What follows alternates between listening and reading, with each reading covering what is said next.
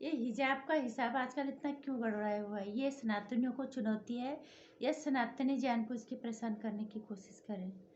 नमस्कार हिंदुस्तान, जय श्री राम। स्वागत है आपका मेरे चैनल नंदिनी जो में। मैं हूं नंदिनी। कैसे हैं आप लोग? मुझे उम्मीद है बहुत अच्छे होंगे और अच्छे ही रहना। कोरोना नियमों का पालन निश्चित रूप से अभी भी करना, ठंड से भी बचाव करना, क्योंकि ठंड कभी आ रही है कभी जा रही है। फरवरी भी आधा हो चला है। और हिजाब हिजाब अचानक से कैसे आ गया सुर्खियों में, इतना बड़ा विवाद बन गया? क्योंकि हिजाब का पे हम बात करेंगे। कुछ लोगों का कहना है कि हिजाब मुस्लिमों का, जैसे सुब्रमण्यम स्वामी सहित कई लोगों का कहना है कि हिजाब मुस्लिम्स का के धर्म का जरूरी हिस्सा नहीं है। हमने उस पर बात नहीं करनी है कि सही उनके धर्म का ये जरूरी हिस्सा है या नहीं है, क्योंकि अपने धर्म के बारे में सब लोग खुद बेहतर जानते हैं। हम अपने धर्म को जानते हैं। घूंघट प्रथा थी, धीरे धीरे हटी। काफ़ी महिलाओं को काफ़ी आज़ादी उससे मिली है। ये उनकी व्यक्तिगत बात, धर्म की बात है। वो उसको कैसे लेते हैं, वो घूंघट में रखे, वो हिजाब में रखे, या वो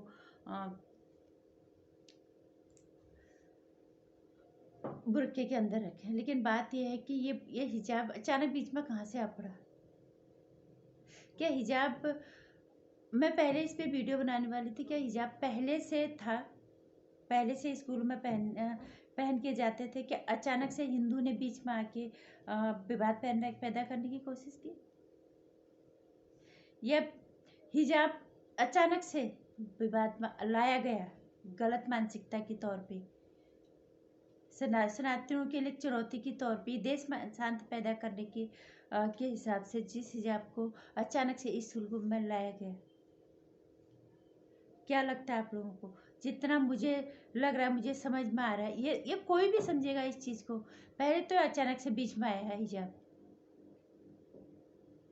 पहले मैं भी यही बनाने वाली थी, क्या हिजाब शायद ये सनातनियों ने बीच में आके हिंदू ने विवाद पैदा करने की कोशिश की, लेकिन ऐसा नहीं है। स्कूल में हिजाब कहीं से भी किसी भी सूरत में हिजाब जायज़ नहीं है, नियमों का उल्लंघन है।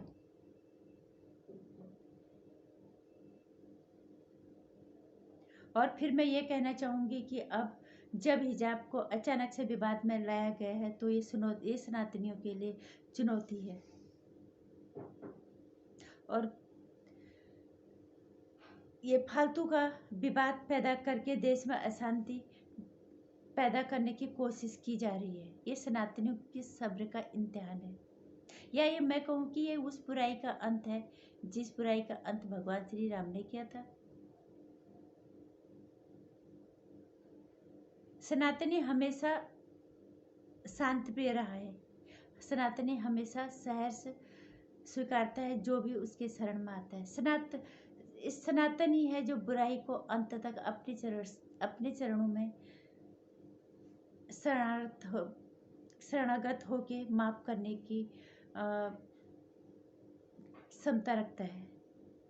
अगर सनातनियों के लिए चुनौती है, तो ये चुनौती भारी तो उनको ही पड़ने वाले हैं जो इस गलती मानसिकता का खेल रहे हैं, बिना मतलब का इस देश में विवाद पैदा करके, जबकि हम कोरोना काल से जूझ रहे हैं।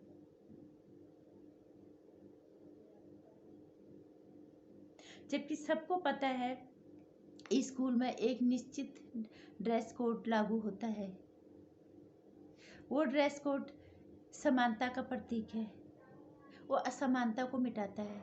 वो जाति पाति, ऊंच नीच, अमीर गरीब, धर्म सबको मिटा के एक खूबसूरत से गुलदस्ते के अंदर एक ही फूल की तरह समानता दर्शाता है। वो खूबसूरत गुलदस्ते की तरह एक समानता का प्रतीक है ड्रेस कोड, जो स्कूल में लागू होता है, जो सब करते हैं, जो हर भेदभाव को मिटा देता है। लेकिन और ये सबको पता है, लेकिन ये बीच में हिजाब कहाँ से आ गया? ये स्कूलों में अगर बच्चे गए हैं तो इसके पीछे कोई गंदी मानसिकता है। ये सनातनियों के सब्र का इम्तिहान है, या ये सनातनियों को सनकाने की ये गंदी साजिश है।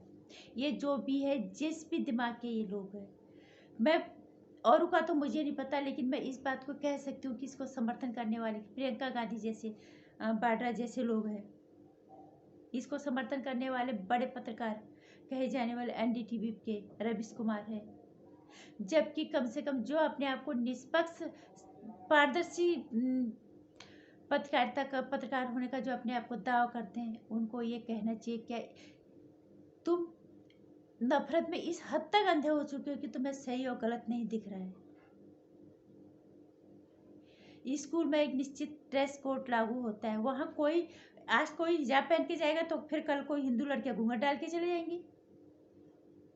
क्या रवीश कुमार ने निष्पक्ष होकर इस पे बात की कि स्कूल में एक ड्रेस कोड होता है जो समानता का दर्शाता है, जो एकता का प्रतीक है, लेकिन वो ये उन बातों को हवा देने का काम करते हैं। इनको तो चाहिए कि इसी तरह का काम हो और किसी भी तरह से हर बात घूम के बीजेपी पे आ जाए या सरकार पे आ जाए, क्योंकि ये हिंदू समर्थित सरकार है, ये सभी को पता है। लेकिन ऐसी सोच वाले घटिया मानसिकता वाले लोगों पे हमें कभी कभी बहुत अफसोस होता है और घिन भी आती है। और ज़्यादा समझने की देर नहीं के लिए हमें ज़्यादा समझ मुश्किल नहीं होनी चाहिए कि किस तरह के लोग हमारे देश में होंगे तब जब हमने हमारे देश मुसीबतों में आया होगा। रवीश कुमार जैसे सोच वाले लोग, प्रियंका गांधी जैसे सोच वाले लोग, जबकि साफ दिख रहा है कि स्कूलों में ड्रेस कोड होता है, वहाँ पे तुम हिजाब पहन के जा रहे हो अचानक, तो इसके पीछे किस मानसिकता, किस तरह के लोगों की मानसिकता हो सकती है। लेकिन आप लोग इस तरह का अमन शांति तो नहीं चाहोगे। जबकि एक पत्रकार है, अगर आप अपने आप को निष्पक्ष पत्रकार कहते हो तो आप लोगों को एक कहना चाहिए था कि स्कूल में निश्चित ड्रेस कोड लागू होता है और इसका पालन सबको ही करना चाहिए, जो हर धर्म के भेदभाव को मिटाता है, जो ऊंच नीच के भेदभाव को, अमीरी गरीबी हर तरह का भेदभाव को मिटा के एक समानता का प्रतीक दर्शाता है। एक खूबसूरत फूल की तरह से एक खूबसूरत गुलदस्ता, सारे बच्चों का एक प्यारा सा गुलदस्ता वो लगता है, उस समानता का प्रतीक है। लेकिन ये लोग ये नहीं कहेंगे, तो चाहेंगे कि घी में और आग में और एक घी डालें, ये और बढ़ के, ताकि सरकार पे बात आए और देश में अशांति फैले। किस हद तक तुम लोग नीचे गिरोगे। लेकिन तुम जैसे जिस दिमाग की ये उपज है और तुम जैसे मानसिकता वाले लोग जो इसका हवा देते हैं, जो चाहते हैं कि देश में ये सब हो, जो सनातन को नीचा दिखाना चाहते हैं, तो शायद आप सनातन नहीं हो ही नहीं, शायद तो आप सनातन धर्म का मतलब जानते ही नहीं हो। जब जब होए धर्म की हानि, अधर्म होए सदा अभिमानी, तब तब प्रभु धर्म मनुष्य शरीरा, हरे है सदा सज्जन भवपीरा। ये सनातन का प्रतीक है। सनातन अंत तक बुराई को अपनी शरण में आने का मौका देता है। सनातन एक हद तक सहनशीलता का प्रतीक है। भगवान राम, अगर ये चुनौती है सनातनियों के लिए, तो तुम याद रखो कि निश्चित रूप से इस बुराई का अंत सिर्फ और सिर्फ सनातनियों ने ही किया। ये युगों से गवाह है, इतिहास इसका सनातनियों का युगों से गवाह है। भगवान कृष्ण ने कंस का वध किया था, राम ने रावण नाम की बुराई का वध किया था, क्योंकि वो बुराई सर से ऊपर चढ़ी थी और ये बुराई अभी शायद शुरुआत है। अगर सनातनी बर्दाश्त करे, इसका मतलब ये नहीं कि तुम सर पे ही चढ़े जा रहे हो, तुम जैसे गंदे मानसिकता के लोग और तुम्हें हवा देने वाले लोग। भगवान श्री राम सहनशीलता की प्रतिमूर्ति है। सनातन धर्म 3 दिन तक समुद्र देवता की याचना करते हैं कि पानी किसी तरह से कम हो जाए और वो सीता जी की खोज में लंका जाए, लेकिन समुद्र का घमंड कम नहीं होता। तब भगवान जी को अपने हथियार, अपने धनुष बाण उठाने पड़े, तब जाके वो शरण में आता है। रावण को आखिरी तक अपनी शरण में आने की का वो मौका देते हैं भगवान जी, लेकिन रावण नहीं आता। अंजाम सभी को पता है, मौत को उतारा भगवान जी ने उस बुराई को।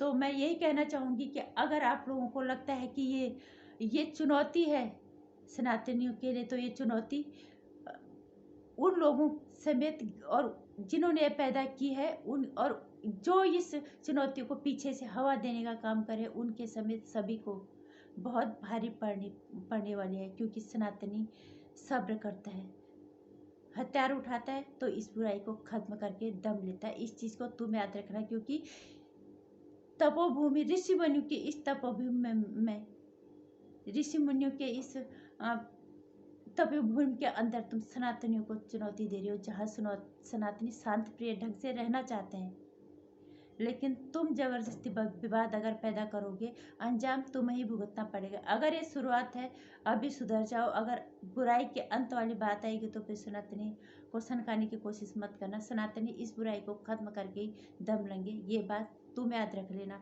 तुम और तुम्हारे जितने भी लोग इसको हवा देने वाले। जय श्री राम। गर्व है सनातनी होने पे और शर्म आती है ऐसे लोगों को जो उसी देश के अंदर रह के विवाद पैदा करने की कोशिश करते हैं, और उसका हवा देने वाले लोग उनसे और ज़्यादा घिन आती है जो जय चंदू का काम करते हैं। और अगर आप लोग भी सनातनी होने पे गर्व करते हैं तो एकजुटता का प्रमाण दो। सनातन कमज़ोर नहीं है, गर्व है हमें सनातनी होने पे। इस चीज़ का प्रमाण तुम्हें देना ही पड़ेगा, क्योंकि कुछ लोग अगर तुम्हें कुचलने की कोशिश करेंगे, तुम्हें शर्म आनी चाहिए कि हम सनातनी है कहने में।